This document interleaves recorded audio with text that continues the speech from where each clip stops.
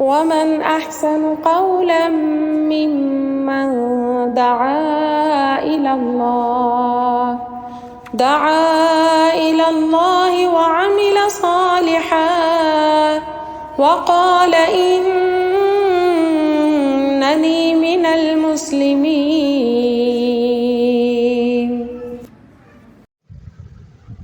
بسم اللہ الرحمن الرحیم. السلام علیکم ورحمۃ اللہ وبرکاتہ. کیا حال ہے آپ سب لوگوں کا؟ آئی ہوپ آپ سب لوگ خیریت سے ہوں گے.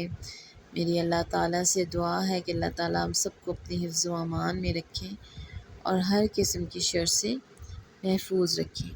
جیسا کہ آج کی ٹاپک سے ظاہر ہو رہا ہے کہ یہ پچھلے ٹاپک کو ہی ہم کنٹینیو رکھے ہوئے ہیں. پچھلے ٹاپک میں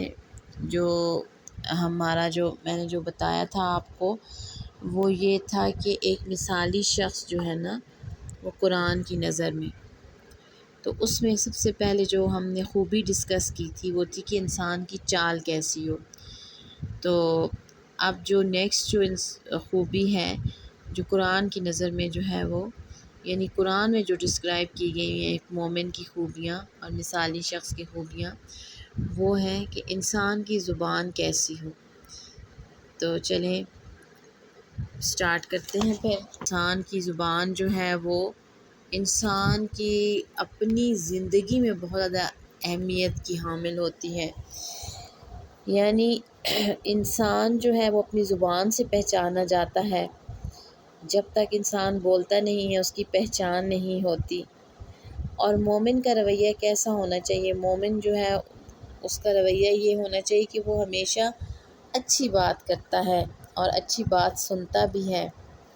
جیسا کہ حکیم لقمان کا قول ہے کہ زبان انسان کی دکان کا تالا ہے.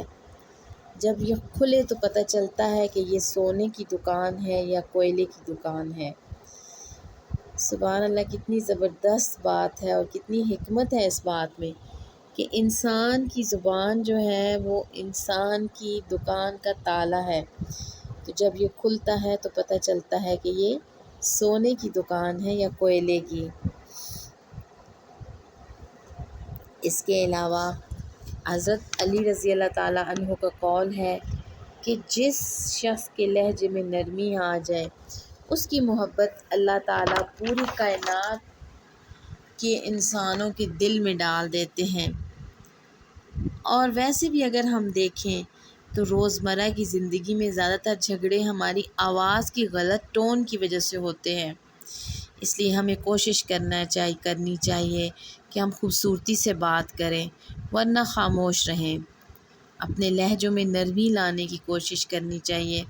نرمی سے کی گئی بات اثر کرتی ہے اور لوگوں کے دلوں میں آپ کا مقام بھی بڑھا دیتی ہے، جبکہ سخت لہجے میں کی گئی بات دوسرے کی انا کو بھی جگاتی ہے اور معاملہ الٹ جاتا ہے. اس لیے کوشش کرنی چاہیے کہ جب بھی بولیں خوبصورتی سے بولیں، اچھے نرم لہجے میں بولیں. اللہ کی رضا کے لیے لہجوں میں نرمی لانی چاہیے کیونکہ نرمی اللہ کو پسند ہے. قرآن میں ایک جگہ ارشاد ہوتا ہے سورہ لقمان میں، اور اپنی آواز کو آہستہ رکھیں. اور ایک اور جگہ ارشاد ہوا ہے بے شک سب سے بری آواز تو گدھے کی ہے. اس لیے آہستہ آواز میں جو ہے وہ بات کرنے کی تلقین کی گئی ہے. تو اس کے علاوہ زبان کی جو حفاظت ہے نا وہ 70 پوشی کا بھی باعث ہے. یعنی آپ صلی اللہ علیہ وسلم نے فرمایا جس نے اپنے غصے کو روکا اللہ تعالیٰ اس سے اپنا عذاب روک لے گا، اور جس نے اپنی زبان کی حفاظت کی اللہ اس کے عیوب پر پردہ ڈالیں گے. تو غصہ بھی جو ہے وہ زبان سے ہی نکلتا ہے. اس لیے اگر انسان اپنے غصے کو روکے گا تو اللہ تعالیٰ اس کے عیوب پہ، اس کے عیبوں پہ پردہ ڈالیں گے. اس کے ساتھ ہی جس نے اپنے غصے کو روکا اللہ اس سے اپنا عذاب روک لے گا.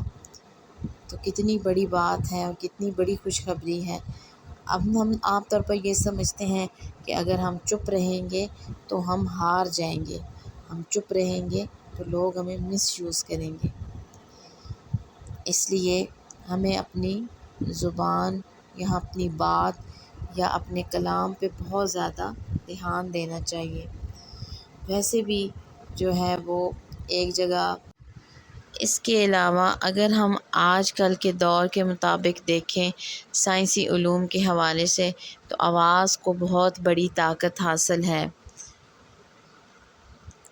اور اگر انسان جو ہے وہ اچھی بات کرے گا، پازیٹیو جملے بولے گا، تو اس سے اس کی اپنی زندگی میں بہت بدلاؤ آئے گا، اور ان پازیٹیو جملوں سے اس کی اپنی جو کارکردگی ہے اور اس کی جو اپنی صحت ہے وہ بھی بہت اچھی ہو جائے گی۔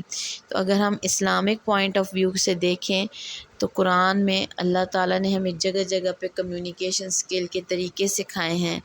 سب سے پہلے حضرت موسیٰ علیہ السلام کے واقعے سے اگر ہم سبق سیکھیں، حضرت موسیٰ علیہ السلام جب فرعون کے پاس گئے تھے تو کیا انہوں نے اللہ تعالیٰ سے کیا مانگا تھا؟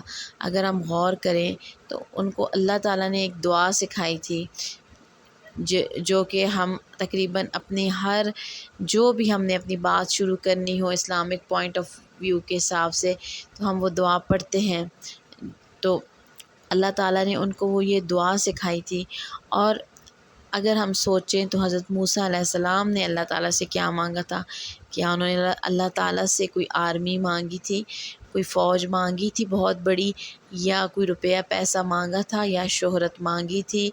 انہوں نے اس میں سے کچھ بھی نہیں مانگا، بلکہ انہوں نے اللہ تعالیٰ سے بولنے کی طاقت مانگی تھی کہ اے اللہ مجھے بولنے کی طاقت عطا کر، مجھے سیلف کانفیڈنس دے، تاکہ میں وقت کے بادشاہ کے پاس جا کے کلمہ حق کہہ سکوں۔ تو اللہ تعالیٰ نے حضرت موسیٰ علیہ السلام کو یہ دعا سکھائی، اور حضرت موسیٰ علیہ السلام نے یہ دعا مانگی اور ان کی یہ دعا قبول ہوئی۔ تو اس سے کیا ثابت ہوا کہ اسلامک پوائنٹ آف ویو سے اگر ہم دیکھیں تو اللہ تعالیٰ نے ہمیں قرآن میں جگہ جگہ کمیونیکیشن سکل کے طریقے سکھائے ہیں، جس میں واضح مثال جو حضرت موسیٰ علیہ السلام کی یہ دعا ہے، اور بھی قرآن میں بہت جگہوں پہ یہ مثالیں اس طرح کی دی۔ سورہ ہمزہ میں اللہ تعالیٰ فرماتے ہیں وَيْلٌ لِكُلِّ ہُمَزَةٍ لُمَزَةٍ، بڑی تباہی ہے اس شخص کے لیے جو پیٹھ پیچھے برائی کرنے والا ہو اور منہ پہ طعنے دینے والا ہو۔ تو اس زبان سے ہمیشہ خیر کے کلمے نکالنے چاہیے۔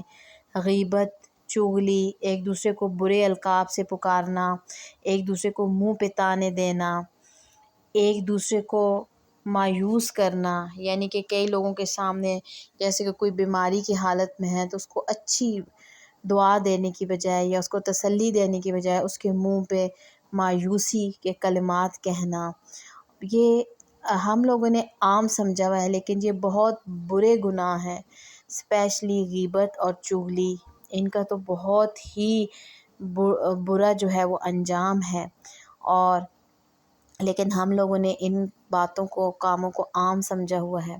تو مومن کا رویہ کیسا ہونا چاہیے؟ ہمیں اپنی زبان کا استعمال کس طرح کا کرنا چاہیے؟ سب سے پہلے اپنے لہجے پہ دھیان دینا چاہیے، پھر اس کے بعد زبان کی نرمی جو ہے وہ نرمی لانی چاہیے زبان میں، اور اس زبان کو نرم کرنے کے لیے یا نرمی لانے کے لیے ہر وقت اس زبان کو اللہ کی حمد و ثنا میں مصروف رکھیں، اللہ تعالیٰ کی تعریف کریں، نبی پاک صلی اللہ علیہ وآلہ وسلم پہ درود پاک بھیجیں، استغفار کریں۔ جب بھی درختوں اور پودوں کے پاس سے گزریں تو اللہ تعالیٰ کی حمد و ثنا کریں، قیامت والے دن یہی درخت اور پودے ہمارے حق میں گواہی دیں گے انشاءاللہ۔ اس کے ساتھ ساتھ ہمیں ہمیشہ یہ کام کرنا چاہیے کہ ہم جب بھی کوئی ہمیں خیال آئے کہ اللہ تعالیٰ کی ہم پہ کتنے زیادہ جو ہیں وہ انعام و کرام ہیں، تو ہمیشہ الحمدللہ کہنا چاہیے، دل سے کہنا چاہیے، سبحان اللہ، اللہ اکبر۔ کتنے زیادہ جو ہیں وہ ذکر اذکار ہیں جو ہم روزمرہ کی زندگی میں اپنا سکتے ہیں۔ اگر ہم یہ والا رویہ اپنائیں گے اور اپنی زبان کو ان نیک کاموں میں مصروف رکھیں گے، مثبت الفاظ نکالیں گے، نرمی لے کے آئیں گے اپنے لہجوں میں، تو اس چیز کے اثرات اور ثمرات ہم اپنی زندگی میں دیکھیں گے، اور نہ صرف دنیا میں بلکہ آخرت میں بھی دیکھیں گے انشاءاللہ۔ اگر آپ کو میری ویڈیو پسند آئی ہے تو شیئر، سبسکرائب اور لائک کیجیے گا، اور دعاؤں میں یاد رکھیے گا۔ اب ہم اپنی ویڈیو کا اینڈ کرتے ہیں۔ جزاک اللہ خیر۔ السلام علیکم ورحمۃ اللہ وبرکاتہ۔